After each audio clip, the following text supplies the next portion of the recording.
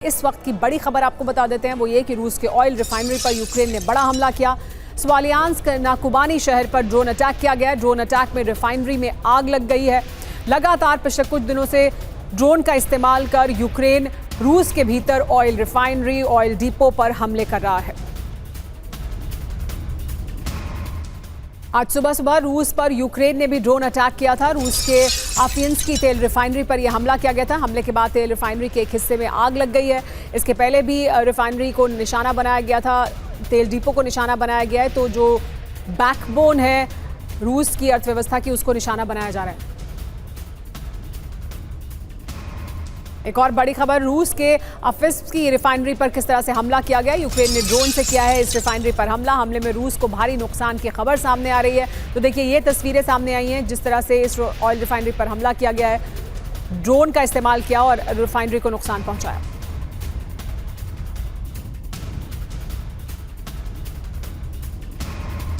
यूक्रेनी सेना ने सूमी के कब्जे वाले इलाके पर हमला किया है। यूक्रेनी आर्मी ने रूसी सेना पर हवाई हमला किया। यूक्रेन का दावा है कि इस हमले में 330 से ज्यादा रूसी सैनिकों की मौत हुई है। ये बड़ा हमला था। 330 रूसी सैनिकों की मौत सूमी में हुई है। ये बड़ा दावा यूक्रेन द्वारा किया जा रहा है। यूक्रेन ने यह हमला किया जिसमें रूस की सेना को बड़ा नुकसान पहुंचा है।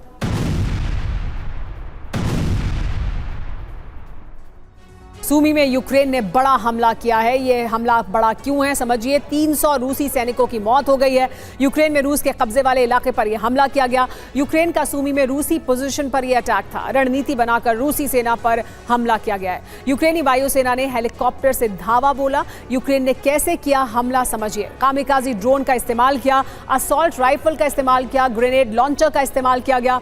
इस ऑपरेशन में कई बटालियन पर हमला किया गया था। देखिए, साइबेरियन बटालियन थी, इसमें चिमेरा यांगुर बटालियन और 6th ऑपरेशन यूनिट भी शामिल थी। इसके अलावा अराटा बटालियन, पैरागॉन बटालियन और 8 डिवीजन रेवेन ग्रुप भी शामिल था। इन सबको निशाना बनाया गया। लेकिन रूस में यूक्रेन के इस हमले से ट्रंप के शांति प्रयासों को बड़ा झटका लगा है। यूक्रेन के नए हमलों से पुतिन इतना भड़क गए हैं कि रूसी सेना को पूरी ताकत से हमले करने का आदेश दे दिया है। पुतिन ट्रंप की धमकी से भी नाराज हैं। यही वजह है कि अब वो विनाश के क्षेत्रफल को बढ़ाने जा रहे हैं।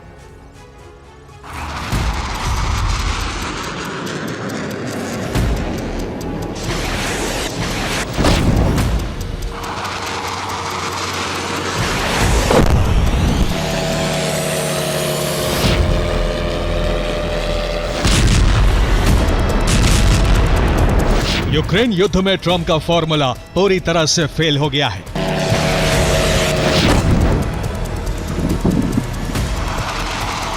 रूस और यूक्रेन एक बार फिर से भीषण जंग में उलझ गए हैं।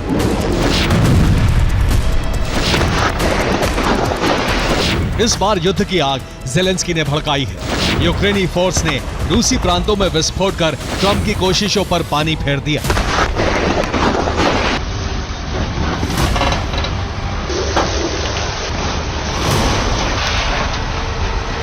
रूस में यूक्रेन के जबरदस्त हमले तब शुरू हुए जब पुतिन ने साफ कर दिया कि रूस के हमले तभी रुकेंगे, युद्ध विराम तभी होगा जब या तो रूस की शर्तें मानी जाएंगी या फिर यूक्रेनी फोर्स सरेंडर करेगी।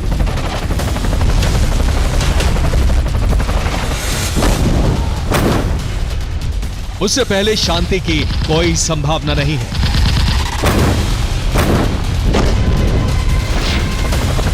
सीज़फायर की संभावना खत्म हुई तो ज़ेलेंस्की की सेना ने रूस के 3 प्रांतों पर कब्जे का अभियान तेज कर दिया।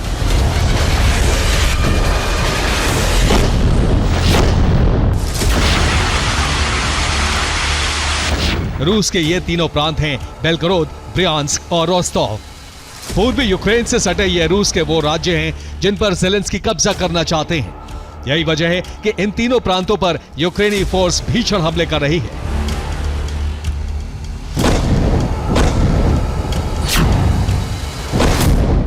यूक्रेनी फोर्स रूस के 3 राज्यों पर कब्जा क्यों करना चाहती है, इसके पीछे ज़ेलेंस्की का प्लान क्या है, ये हम आपको बताएंगे।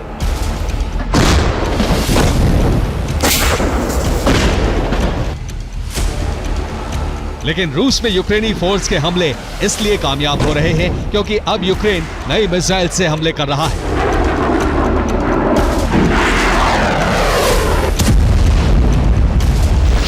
इस मिसाइल का नाम है बार्स। इसकी रेंज 800 किलोमीटर बताई जा रही है। ये 100 किलो का बारूद ले जाकर तबाही मचाती है।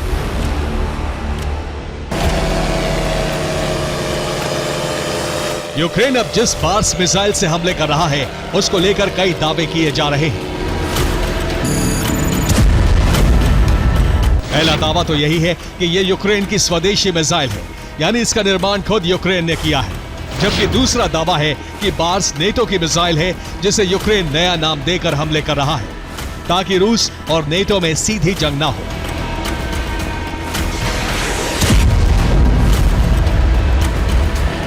यूक्रेन की बार्स मिसाइल का अंतिम सच अभी दुनिया के सामने नहीं आया है, लेकिन यूक्रेनी फोर्स ने रूस में जिस तरह का सैन्य अभियान शुरू किया है उससे ज़ेलेंस्की के मकसद का पता चल गया है।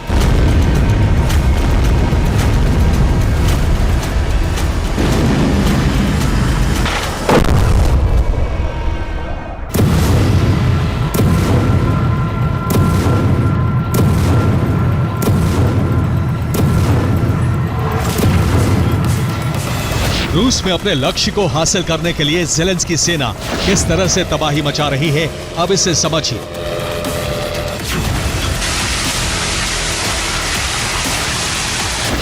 रोस्टोव में यूक्रेनी फोर्स ने जबरदस्त हमला किया। विस्फोट में रेलवे स्टेशन की बिल्डिंग तबाह हो गई। रोस्टोव में ही यूक्रेन ने रूस के सैन्य ठिकाने को बर्बाद कर दिया। ब्रियांस्क में रूस के डिफेंस सिस्टम स्टेशन में आग लग गई। बेलगोरोद में यूक्रेन के हमले से रूसी सेना की रेजिमेंट खत्म हो गई।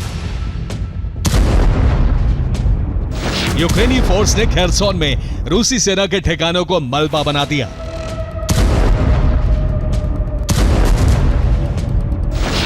यूक्रेन ने MiG-29 फाइटर जेट से भी रूसी सेना पर मिसाइलों की बरसात की।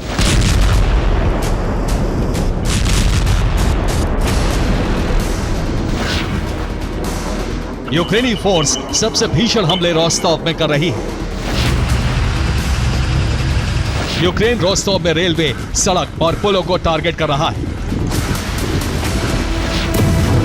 ताकि पूर्वी यूक्रेन में जंग लड़ रही रूसी सेना की सप्लाई लाइन काटी जा सके, ताकि रूसी सेना को हथियार और रसद न मिल सके।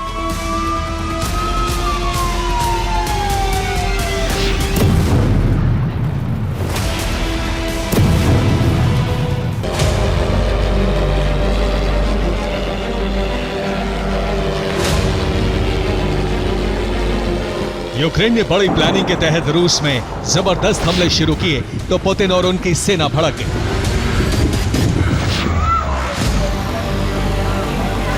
रूसी सेना ने भी पूरी ताकत से प्रतिशोध लेना शुरू कर दिया।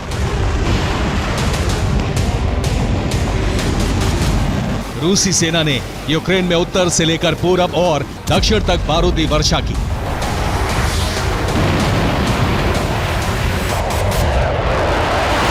खार्किव में रूस ने बैलिस्टिक मिसाइलों से कम 10 विस्फोट किए। रूस के हमले में कई इमारतें बर्बाद हो गईं, कई जगहों पर आग लग गई। खेरसोन में रूस ने फैब बमों से हमले किए। धमाके में यूक्रेनी ठिकाना ध्वस्त हो गया। ज़ेपोरिज़िया में रूस ने ऐसा हमला किया कि यूक्रेनी सैनिक फ्रंट लाइन छोड़कर भाग गए। ओडेसा में रूस ने गेरान ड्रोन से धावा बोला। रूसी हमले की वजह से यूक्रेनी पावर ग्रिड तबाह हो गया। इस समय ओडेसा के कई इलाकों में ब्लैकआउट है। लोग अंधेरे में रहने को मजबूर हैं। जाहिर है ना तो रूस मानने को तैयार है और ना ही यूक्रेन। ऐसे में इस साल युद्ध विराम होगा, इसकी संभावना बहुत ही कम है। अगर इस साल भी शांति नहीं हुई तो यूक्रेन का नक्शा बदल सकता है। Bureau report, TV9 Bharatvarsh. इस वक्त की बड़ी खबर, रूस ने आर्टिलरी से यूक्रेनी सैनिकों पर हमला किया है। हमले में यूक्रेनी बंकर को ध्वस्त किया गया है। रूसी सेना ने देखे किस तरह से आर्टिलरी से हमला किया और बंकर को ध्वस्त कर दिया।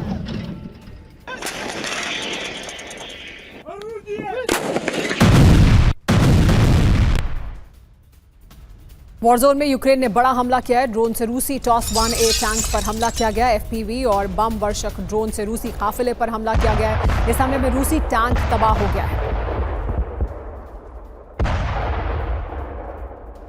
एक और बड़ी खबर है कि रूस ने यूक्रेन पर विध्वंसक हमला किया। डोनेस्क पर फैब 3000 ग्लाइड बॉम्ब से हमला किया गया। इस हमले में यूक्रेनी सैन्य पोजीशन तबाह हो गई है। एक और बड़ी खबर है कि परमाणु हमले की तैयारी कर रहा है रूस। घातक न्यूक्लियर मिसाइल बना रहा है रूस। ऑटोमेटिक क्रूज मिसाइल भी बनाई जा रही है। रूस जल्द करेगा 9M370 वोरोवेस्निक मिसाइल का परीक्षण। 9M370 वोरोवेस्निक मिसाइल से रूस लाएगा तबाही और इसका जल्द ही वो परीक्षण करेगा। तो रूस विनाशक तैयारी कर रहा है। रूस की विनाशक तैयारी, फ्लाइंग चर्नोबिल से क्या होगी अब तबाही। सबसे घातक न्यूक्लियर मिसाइल बनाने में जुटा हुआ है रूस। क्रूज मिसाइल 9M370 वोरोवेस्निक का जल्द ही परीक्षण किया जाएगा। पुतिन ने वोरोवेस्निक मिसाइल को अजेय बताया है। इस मिसाइल से दुनिया के किसी भी कोने में हमला करने में वो सक्षम है।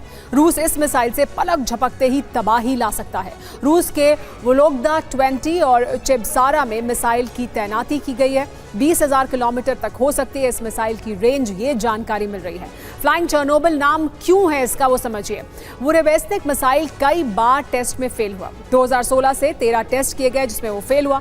2019 में भी टेस्ट में फेल रही। टेस्ट फेल होने के बाद रेडिएशन लीक भी हुआ।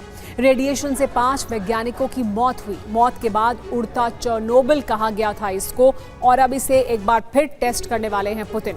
लेकिन पुतिन और ट्रंप की मुलाकात को लेकर भी एक बड़ी जानकारी सामने आ रही है। अगले हफ्ते ट्रंप और पुतिन की मुलाकात संभव है। एक समिट में ट्रंप और पुतिन और जेलेंस्की की हो सकती है मुलाकात पर न्यूयॉर्क टाइम्स ने खबर सामने रखी है, जिसमें कहा जा रहा है कि अगले हफ्ते ये मुलाकात हो सकती है। ट्रंप के जो दूत हैं वो मिल चुके हैं पुतिन से, जिसके बाद क्रेमलिन की तरफ से बयान दिया गया था कि सकारात्मक बातचीत रही। हालांकि उसके बाद रूस ने बड़ा हमला किया यूक्रेन पर और घातक हमला किया है। अब जानकारी ये आ रही है न्यूयॉर्क टाइम्स के हवाले से कि अगले हफ्ते मुलाकात हो सकती है जेलेंस्की, ट्रंप और पुतिन की। मुलाकात होगी, लेकिन क्या जंग खत्म होगी? अगले हफ्ते पुतिन से मिल सकते हैं राष्ट्रपति ट्रंप। एक समिट में पुतिन और ट्रंप की मुलाकात मुमकिन है। ट्रंप पुतिन के साथ जेलेंस्की भी मौजूद रह सकते हैं।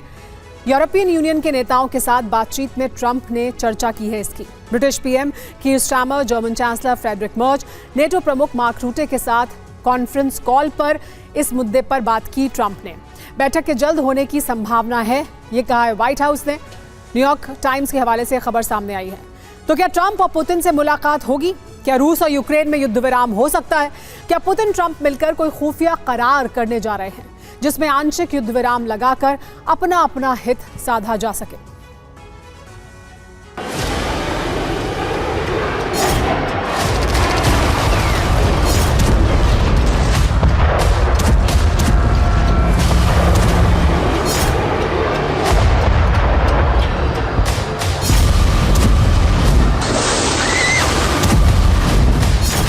यूरोप में हर हफ्ते हर दिन समीकरण बदल रहे हैं, लेकिन ना तो यूक्रेन पर हमले रुक रहे हैं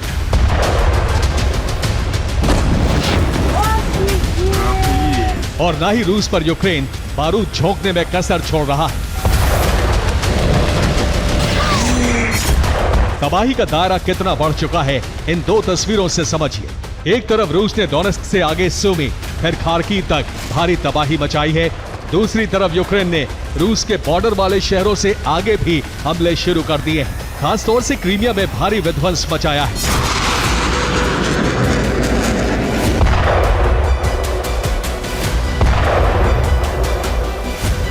दोनों तरफ से ताबड़तोड़ हमले हो रहे हैं। ये तब है जब ट्रंप खुद को शांति का मसीहा बताने पर तुले, लेकिन अभी तक यूक्रेन रूस के बीच युद्ध विराम नहीं करा पाए।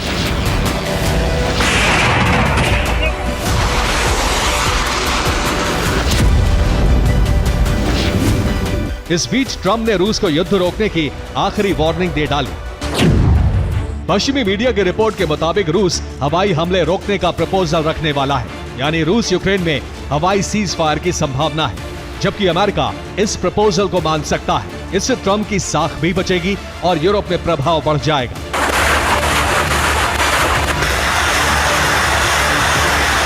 लेकिन इस बीच जमीनी हमले नहीं रोके जाएंगे, लेकिन दोनों तरफ एयर स्ट्राइक पूरी तरह से और कुछ वक्त के लिए रोकी जा सकती है।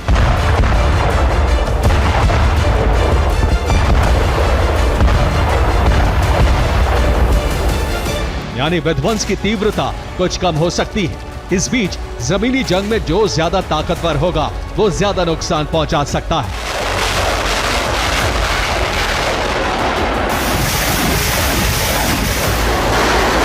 अब समझिए इस हवाई सीज फायर पर सहमति के आसार क्यों हैं? क्योंकि इसमें रूस और अमेरिका दोनों को ही फायदा नजर आ रहा है।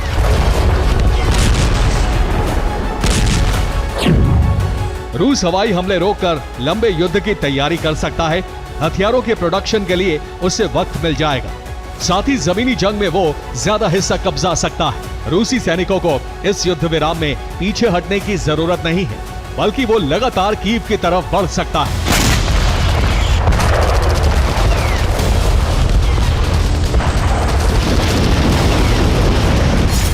दूसरी तरफ अमेरिका के लिए भी हवाई युद्ध विराम में कोई नुकसान नहीं, बल्कि ट्रंप के लिए संपूर्ण युद्ध विराम से ज्यादा फायदा हवाई सीज फायर है। ये युद्ध विराम एक ट्रायल की तरह होगा। अगर कामयाब हुआ तो संपूर्ण सीज फायर के लिए ट्रंप रूस पर दबाव बना सकते हैं।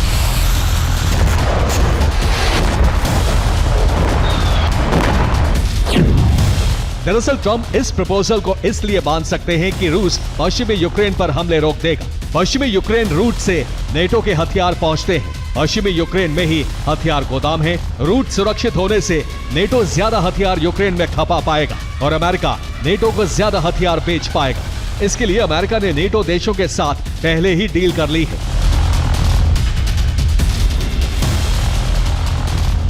कुल मिलाकर ट्रंप ने अपना कारोबारी दिमाग लगाया है, जिससे अब हथियार बेचकर अच्छा खासा मुनाफा हो सकता है। यही वजह है कि आंशिक युद्ध विराम होने के पूरे आसार हैं और विटकॉफ को इसकी जिम्मेदारी देकर ट्रंप ने पुतिन से मिलने भेजा है।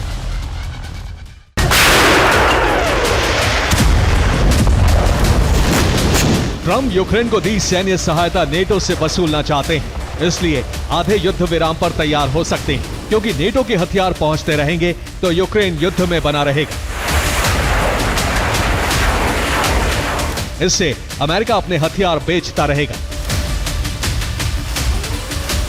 नॉर्डिक देशों ने भी यूक्रेन को $486 मिलियन के हथियार सप्लाई पर मोहर लगाई है। ये हथियार अमेरिका से नॉर्डिक देशों को मिलेंगे और नॉर्डिक देश पोलैंड के रास्ते यूक्रेन भेजेंगे। सप्लाई रूट पर रूस युद्ध विराम के बाद हमले नहीं करेगा।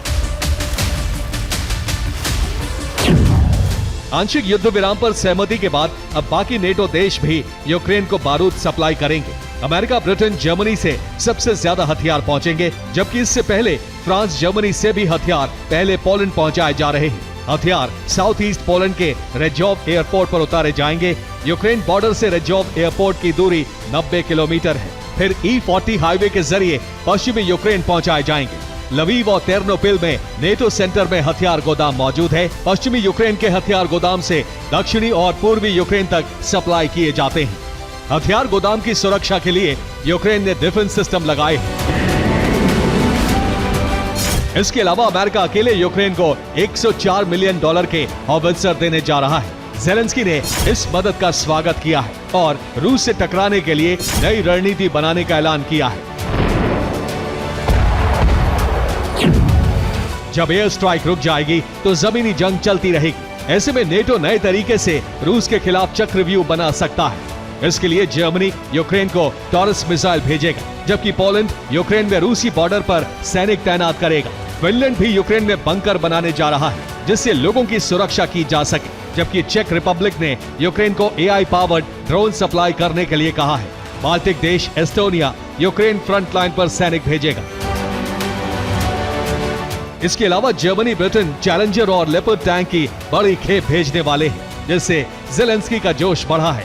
लेकिन ज़ेलेंस्की ये नहीं समझ पा रहे हैं कि यूक्रेन को फ्रंट लाइन पर रखकर ट्रंप सिर्फ अपना फायदा सोच रहे हैं, जैसा कि वो कहते रहे हैं, America first.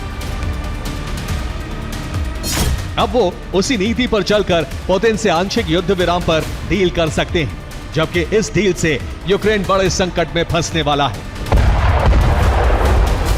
Bureau report, TV9 Bharatvarsh. Ukraine के युद्ध के मैदान से इस वक्त बड़ी खबर आ रही है। खेरसोन में रूस ने भीषण हमला किया है। फैब ग्लाइड बॉम्ब से यूक्रेन में तबाही मचाई है। यूक्रेनी आर्मी कैंप पर यह हवाई हमला किया गया, जिसमें फैब ग्लाइड बॉम्ब का इस्तेमाल किया रूस ने घातक हमले किए हैं यूक्रेन के अलग अलग इलाकों में, और किस तरह की तबाही उसकी वजह से हुई है वो आप इस वीडियो में देख सकते हैं।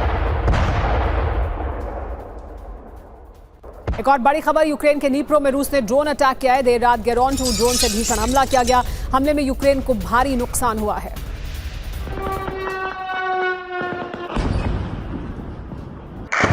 देखिए किस तरह से ये देर रात गेरोन-2 ड्रोन से हमला किया गया। एक और बड़ी जानकारी पुतिन और विटकॉफ की मुलाकात से जुड़ी हुई सामने आ रही है। पुतिन और ट्रंप के एनवॉय विटकॉफ के बीच बातचीत पर ट्रंप ने बहुत बड़ा बयान दिया है। इसमें कोई बड़ी उपलब्धि नहीं मानता। हम लंबे समय से बातचीत कर रहे हैं। यूक्रेन में रोजाना लोग मर रहे हैं।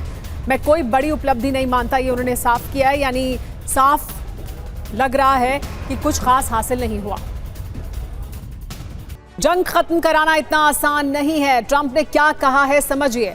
पुतिन विटकॉफ की बैठक बड़ी उपलब्धि नहीं है। हम लंबे समय से बातचीत कर रहे हैं। यूक्रेन पर लगातार हमले कर रहे हैं पुतिन। यूक्रेन में रोजाना काफी लोग मर रहे हैं। रूस ने इस साल 20,000 लोगों को खोया है, कहा ट्रंप ने। इस साल यूक्रेन के 9,000 लोगों की मौत हुई है। इसका मतलब क्या है समझिए। ट्रंप और पुतिन की मुलाकात पर सस्पेंस है। जंग खत्म होने की संभावना बहुत कम है।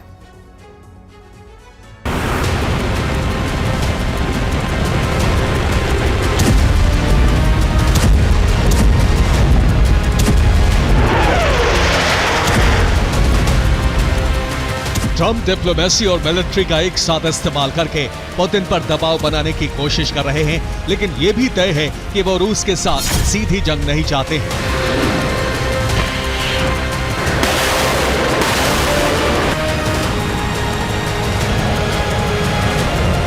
इसीलिए स्टीव विटकॉफ मॉस्को पहुंचे हैं, लेकिन ट्रंप ने अपने एक और करीबी नेता को पुतिन को मनाने में लगा रखा है। ये है इजराइल के प्रधानमंत्री बेंजामिन नेतन्याहू। बीते 7 दिन में नेतन्याहू ने पुतिन को 2 बार फोन किया है। दोनों नेताओं की करीब 40 मिनट चर्चा हुई है। नेतन्याहू ने कहा है कि वो रूस अमेरिकी संबंधों में तनाव घटाने की कोशिश कर रहे हैं। इसके साथ ही युद्ध विराम पर भी सकारात्मक चर्चा हुई है। लेकिन दुनिया भर की समाचार एजेंसियां कह रही हैं कि पुतिन के रुख से साफ है कि युद्ध विराम नहीं होने वाला।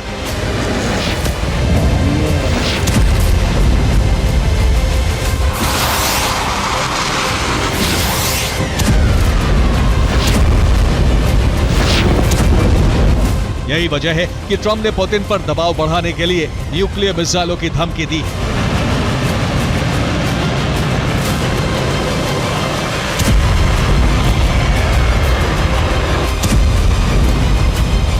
ये धमकी उस वक्त दी गई जब रूस INF यानी इंटरमीडिएट रेंज न्यूक्लियर फोर्सेस संधि से बाहर हो चुका है। क्रेमलिन ने कहा है कि अब न्यूक्लियर मिसाइलें तैनात करने की कोई लिमिट नहीं है। रूस जितनी चाहे उतनी न्यूक्लियर मिसाइलों की तैनाती कर सकता है।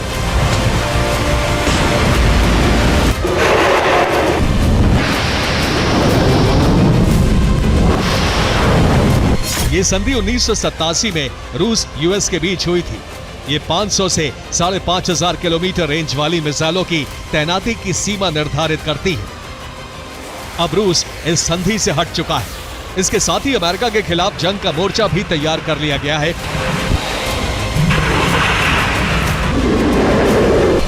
रूस का नो लिमिट पार्टनर चीन भी इस मोर्चे में शामिल है।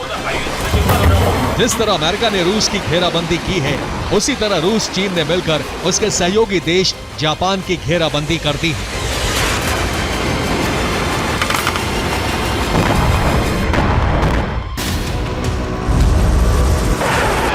वॉर ड्रिल के बहाने न्यूक्लियर फोर्सेस की तैनाती हो चुकी है।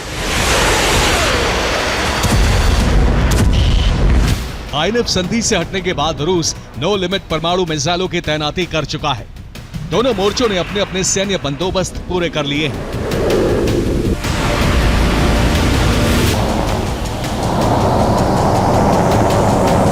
अगर बातचीत से बात नहीं बनी, अगर रूसी तेल निर्यात करने वाली शैडो फ्लीट पर हमले हुए या रूस के हितों को चोट पहुंची, तो महासंग्राम कभी भी छिड़ सकता है। Bureau report, TV9 Bharat. Bharatvarsh. एक बड़ी खबर यह कि रूस ने शाहिद ड्रोन का इस्तेमाल किया है, बड़ा हमला किया है। लंबी दूरी के OWA UAV से नीप्रो में अटैक किया गया। देखिए किस तरह से नीप्रो में अटैक करने के लिए शाहिद ड्रोन का इस्तेमाल किया गया। लंबी दूरी के OWA UAV से नीप्रो में ये अटैक किया रूस ने। लेकिन बड़ा सवाल ये बना हुआ है, लगातार इससे जुड़ी हुई खबर सामने आ रही है कि नेटो पर हमले की तैयारी में है क्या रूस। बेलारूस से नेटो देशों को संदेश है। बेलारूस में सितंबर में होगी CSTO ड्रिल, तो एक बड़ी ड्रिल होने वाली है। और क्या यहां से नेटो के देशों को बड़ा संदेश दिया जा रहा है? क्या नेटो पर हमले की तैयारी के तहत ये एक्सरसाइज होने वाली है? नेटो पर हमले की बारी क्या बेलारूस में इसी वजह से हो रही है बड़ी तैयारी? बेलारूस में बड़े स्तर पर रणनीतिक युद्धाभ्यास होगा। सितंबर में CSTO ड्रिल की मेजबानी करेगा बेलारूस। हथियारों के साथ रूसी सेना भी पहुंचेगी बेलारूस। दोनों देशों की सेना करेगी साझा युद्धाभ्यास। ड्रिल में CRRF इंटरसेक्शन 2025 टोही बल भी शामिल होगा। इंटरैक्शन 2025 टोही बल भी इसमें शामिल होगा, ये जानकारी मिल रही है। यूक्रेन पर रूस से ताबड़तोड़ ड्रोन हमले के दौरान ही 28 जुलाई को लिथुआनिया की सीमा में एक ड्रोन गिरा। ड्रोन से ना तो धमाका हुआ और ना ही कोई नुकसान पहुंचा, लेकिन करीब हफ्ते भर की जांच के बाद ये पता चला है कि ड्रोन में सिर्फ 2 किलो विस्फोट लगाया गया था, ताकि धमाका हो भी तो कोई बड़ी त्रासदी ना हो। नेटो के एक्सपर्ट्स के मुताबिक ये लिथुआनिया के एयर डिफेंस का टेस्ट हो सकता है। माना जा रहा है कि रूस नेटो मिशन की शुरुआत का बेस बेलारूस रहेगा और पहला टारगेट लिथुआनिया होगा।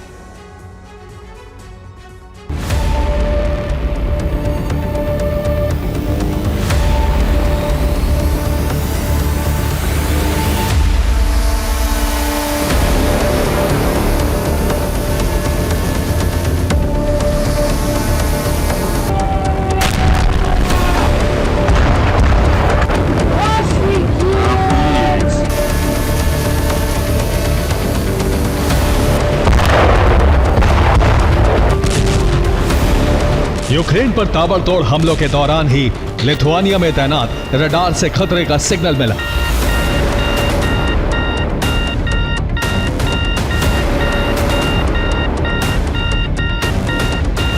रडार से संकेत मिलते ही लिथुआनिया एयरफोर्स एक्टिव हो गई।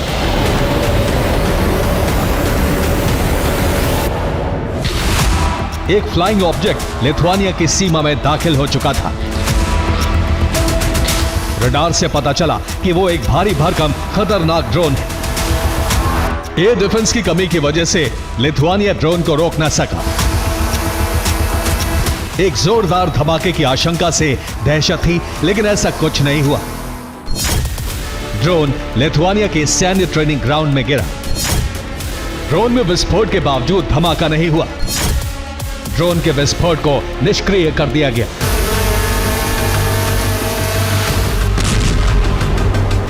लिथुआनिया में ड्रोन की एंट्री के साथ ही नेटो के तमाम देशों को इसकी खबर दी गई। टाइमिंग के हिसाब से जांच हुई तो पता चला कि इस दौरान यूक्रेन पर रूस के कई हमले हो रहे थे।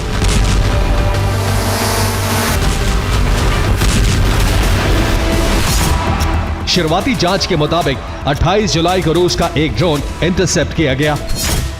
ड्रोन टारगेट से भटककर लिथुआनिया गया। लिथुआनिया में ड्रोन से कोई नुकसान नहीं हुआ, लेकिन अब लिथुआनिया ने जो दावे किए हैं वो रूस की एक बड़ी साजिश की तरफ इशारा कर रहा है। रूस पर संदेह की वजह ड्रोन के साथ लगाया गया विस्फोटक है। लिथुआनिया में गेरबेरा नाम का ड्रोन गिरा। गेरबेरा ड्रोन 50 किलो के विस्फोटक से हमला करता है, लेकिन लिथुआनिया में गिरे ड्रोन से सिर्फ 2 किलो विस्फोटक मिला। लिथुआनिया में गिरे ड्रोन में धमाका नहीं हुआ। अगर ब्लास्ट होता तो निश्चित तौर पर नुकसान हो सकता था, लेकिन संयोग से ब्लास्ट नहीं हुआ। लेकिन सवाल है कि ड्रोन में सिर्फ 2 विस्फोटक होना भी क्या संयोग है? वॉर एक्सपर्ट्स के मुताबिक रूसी ड्रोन का लिथुआनिया में गिरना संयोग नहीं है। 2 किलो विस्फोटक लगाना रूस की सोची समझी रणनीति है। 2 किलो से बेहद मामूली धमाका होता और रूस बड़े आरोप से बच जाता।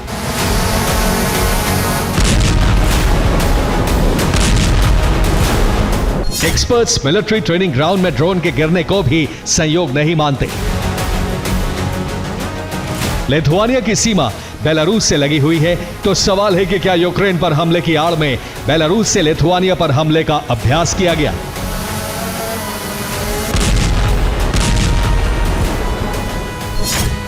सवाल है, क्या लिथुआनिया के एयर डिफेंस को परखा गया? क्या नेटो मिशन लिथुआनिया से ही शुरू होगा? क्या बेलारूस में युद्धाभ्यास की तैयारी का मकसद यही है?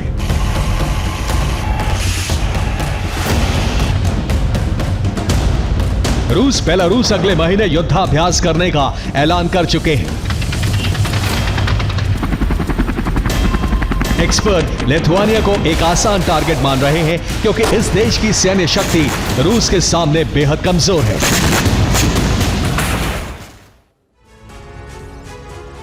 अमेरिका से बढ़ते तनाव के बीच ईरान की जंगी चेतावनी, ईरान ने इजराइल को दी सीधी धमकी। 48 घंटे में इजराइल को लाचार बना देंगे, इजराइल की ज्यादती बर्दाश्त नहीं करेंगे।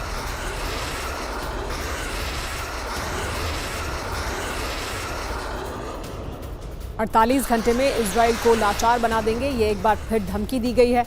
ईरान ऑब्जर्वर के हवाले से यह खबर सामने आई है। और इस वक्त एक बड़ी खबर आ रही है, वो ये कि रूस के राष्ट्रपति व्लादिमीर पुतिन भारत आ सकते हैं। अगस्त के आखिरी हफ्ते तक भारत आ सकते हैं पुतिन। ये बड़ी जानकारी जिसमें बताया जा रहा है कि भारत आ सकते हैं और इसी महीने के आखिर में, यानी अगस्त महीने के आखिरी हफ्ते में पुतिन भारत आ सकते हैं। इसी महीने प्रधानमंत्री नरेंद्र मोदी को एससीओ में भी जाना है। लेकिन जिस तरह से इस वक्त टैरिफ वॉर छिड़ा हुआ है, भारत पर टैरिफ लगाया गया है, रूस का सहयोग करने के आरोप के बाद, जो अमेरिका की तरफ से आरोप लगाया गया डोनाल्ड ट्रंप की तरफ से, उसके बाद ये बड़ी जानकारी सामने आ रही है। You very rightly mentioned, Excellency, that we have got a very special relationship, a long relationship, and we highly value our strategic partnership. We have had high-level engagements, and these relationships, these high-level engagements have contributed very substantially. We are very excited and delighted to learn about the visit of His Excellency the President of Russia, President Putin, to India. I think that the dates are almost finalized now. The more important thing is this, that is, these summit meetings have always been the watershed points.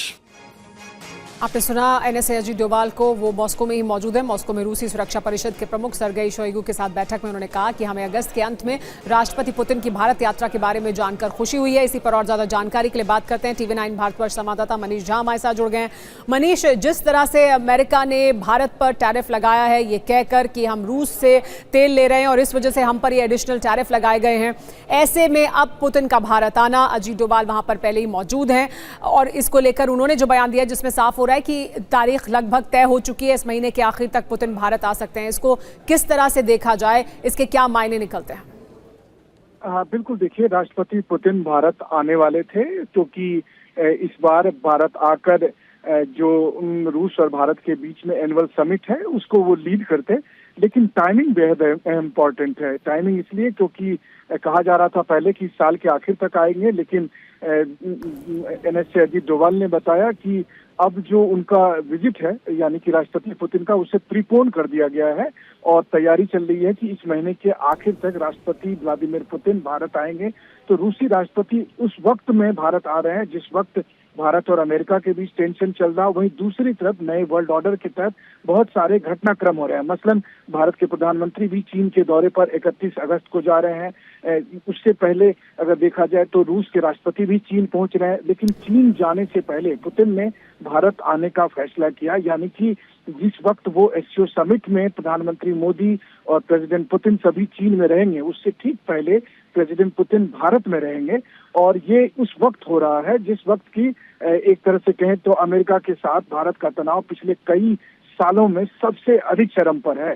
और उस वक्त अगर रूस के राष्ट्रपति भारत में रहेंगे, इसके बावजूद कि ये एक एनुअल समिट होगा जो कि शेड्यूल है, एक साल हमारे राष्ट्राध्यक्ष रूस जाते हैं, दूसरे साल उनके जो राष्ट्रपति हैं वो भारत आते हैं।